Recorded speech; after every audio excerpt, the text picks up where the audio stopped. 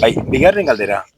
Politikagintza ofizialak ez ditu behar terapia modukoak arana bezalako inguruetan egonaldiak eginaz edo bizitatuaz. Hau da, horrekin esan nahi dizut, ikusita politikagintza orokorrean, ez? Nik uste adibide garbi dela Madrileko kongresua, ez?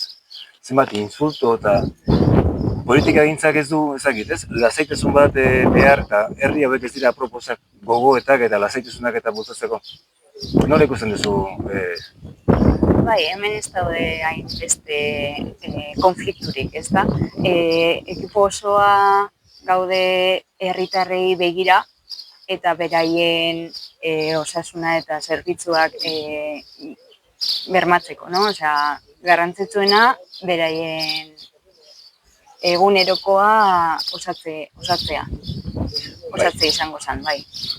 Kurioso ere bai, adibidez, kongresuako politikariak horretarako daude, baina ez dute hori egiten, ez? Bai, baina gure kasuan pixkat hori nahi dugu eta hori ari gara egiten. Osea, que zuen bastarretan eta lasaitasuna eta ez antzeman dezute eta ez? Bai. Ez dezute hola krispazio bat edukitzen herri txiki hauetan erabakiak eta hartzekotan. Ez, erabakiak ondo ateratzen dira eta gainera denen artean hautatutakoak.